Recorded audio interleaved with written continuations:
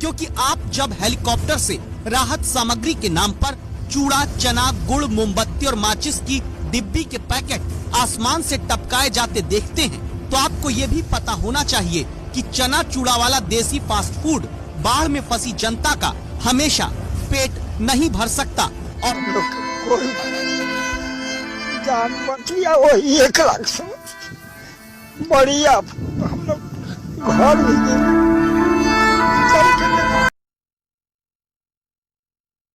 जब 1 से 2 दिन पानी पड़ जाता है ना साहब, तो किसानों और गरीबों के मन में सबसे पहला डर ये होता है कि मैंने जो फसल बोया है कहीं वो। बिहार में बाढ़ की तस्वीरों के बीच पिछले कई दिनों से हमने कुछ वीडियोस पर गौर किया।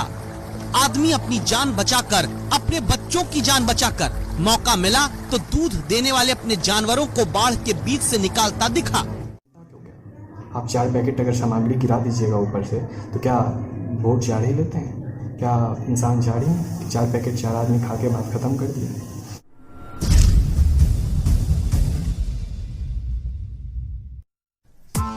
Press the bell icon on the YouTube app and never miss another update. नमस्कार, मैं किशोर कुमार। आज मैं बात करूंगा बाढ़ की। बाढ़ एक ऐसी प्राकृतिक आपदा जो शायद हर साल कितने हजार लोगों की जान लेती है। बिहार की बात है, यहाँ ना तो सरकार ध्यान देती है, ना तो विपक्ष ध्यान देता है, ना तो जनता खुद ध्यान देती है। मैं जनता खुद ध्यान देने की बात इसलिए कर रहा हूँ क्योंकि जिस समय नेताओं का चयन होता है उस समय अगर वह ये सोच के वोट दे कि जब बाढ़ जैसे प्राकृतिक आपदा हर साल आती है तो उसमें मेरा साथ कौन देगा। साथ वही देगा जो वाकई में काम करने वाला हो, साथ वही देगा जो जात के नाम पर नहीं अपने काम के नाम पर वोट देगा। लेकिन जनता है साहब, सुनती कहाँ है?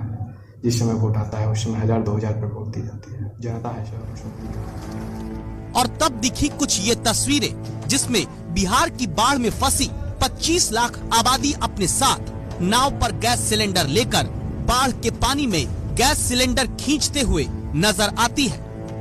बाढ़ एक ऐसी आपदा जो लाखों लोगों, करोड़ों लोगों को हर साल बेघर करती है। इसका कोई परमानेंट सॉल्यूशन सरकार के द्वारा इसलिए नहीं निकाला जाता है क्योंकि सरकार भी जानती है कि जनता हर साल वितरण सामग्री लेने में ज़्यादा खुश है, ना कि उसका कोई परमानेंट सॉल्यूशन ढूंढने में। अब बिहार की ही आप बात कर लीजिए। बिहार में हर साल बाढ़ आते हैं, हजारों लोग मरते हैं, लाखों लोग बेघर होते हैं, उन पर लाख परेशानियां आती हैं। फिर भी जब सामान्य होता है हालात तो वोट उसी को देते हैं जो उनके जात का, वोट उसी को देते हैं जो हाथ जोड़कर उनके सामने खड़ा। मत रोइए, सुनिए ना, रिक्शा लगा दीजिए यहीं पे, आप चले जाइए छोड़ के। जब कोई पॉजिटिव पॉलिटिक्स करने और जब कोई अच्छे मुद्दा को लेकर समाज में आता है, अपने आप को रिप्रेजेंट करने की कोशिश करता है, तो ये जनता उसे यह कहकर धिक्कार देती है कि ये तो नया है, क्या ही कर ले, जो है वही सत्ता पर काबिज होंगे और वही बनेंगे। तो बाढ़ जैसी प्राकृतिक आपदा पर जब आपको कोई नेता देखने नहीं आता है, कोई पदाधिकारी शुद्ध नहीं लेता है आपका, तो आप क्यों व्यथित हैं? आपको तो इस बात का आदत होना चाहिए क्योंकि आप तो जात पात पर वोट देते हैं। शायद मेरी ये बात आपको कड़वी लगे लेकिन सच्चाई यही है। हम पूछ रहे हैं कि देश के कितने हिस्सों में पानी आया और दुनिया के कितने हिस्सों में पानी आया। दिल्ली, बॉम्बे, कोलकाता को छोड़कर आज बिहार आए हैं अपने मिट्टी की खुशबू को जानने। आज बिहार रहने आए हैं कोरोना जैसी आपदा में। एक तो पैसे की दिक्कत, कोई कमाई नहीं, ऊपर से बिहार में बाढ़ का। देखो क्या करेगा इंसान, सरकार ही बता दे। हवाई सर्वेक्षण से जनता का भला नहीं होता। ऊपर से आप देख लिए, आए ऊपर से देख लिए और चले गए, इससे जनता क्यों क्या? आप 4 पैकेट अगर सामग्री गिरा दीजिएगा ऊपर से, तो क्या वोट झाड़ ही लेते हैं? क्या इंसान झाड़ी हैं कि 4 पैकेट 4 आदमी खा के बात ख़त्म कर दिया? तो सरकार को आपसे कोई मतलब नहीं है, असलियत यही है, चाहे कोई भी हो।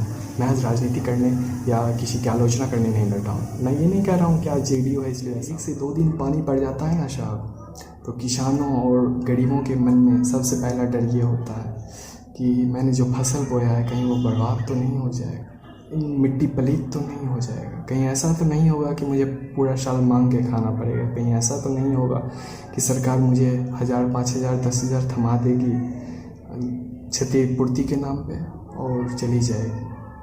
जब भी वर्षा पड़ता है तो लोग खुश होने के बदला व्यथित होते हैं।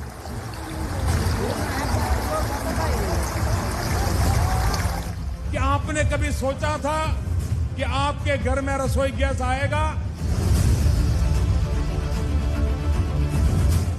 उन्होंने कहा नहीं, हमने तो सोचा नहीं था, हमारे बच्चों के नसीब में भी रसोई गैस आएगा, ये हमने सोचा। पटना जैसे सिटी में जो पूरी बिहार की राजधानी है, उसका ये हाल है कि आप अगर जाओगे, चाहे राजेंद्र नगर चले जाओ या बोरिंग रोड चले जाओ या कोई भी रोड चले जाओ, आपको कम से कम कमर तक पानी मिलेगा।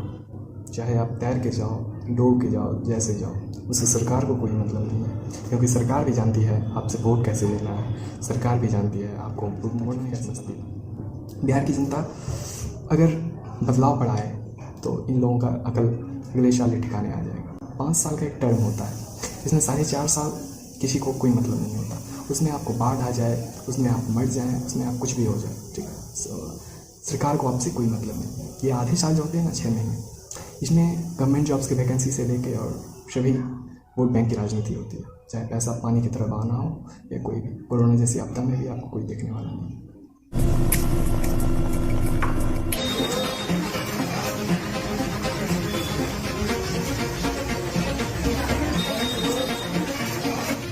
कुछ फंड डोनेशन के नाम पे आजकल का चला है कि बिहार में फ्लड आ गया तो फंड डोनेशन। पता है आपको, फंड डोनेशन का जितना भी रकम होता है, एक सर्वे के अनुसार 65 से 70% रकम कहाँ जाता है किसी को पता नहीं चलता। 20 से 30% ही असल आदमी तक पहुँच पाता है जो वाकई में उस बाढ़ से ग्रसित है, उस नेचुरल कैलेमिटीज़ से ग्रसित है।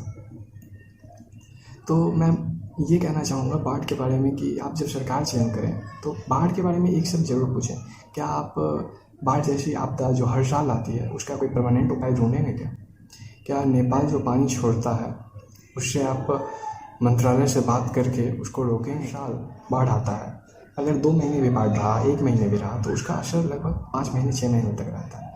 क्या 6 महीने आप यही देखते रहेंगे कि हर साल बाढ़ आया और गया, आया और गया? कब तक ऐसा चलेगा? आप सरकार से सवाल करिए, आपको स्ट्रांग होना पड़ेगा, आपको बदलाव का ज़रूरत है। आप अपने विधायक से सवाल करिए, आप अपने सांसद से सवाल करिए। आप 4 पैकेट उससे खाना लेने मत जाइए, लेकिन आप सवाल ये ज़रूर करिए कि इसका कोई परमानेंट मुझे उपाय दीजिए।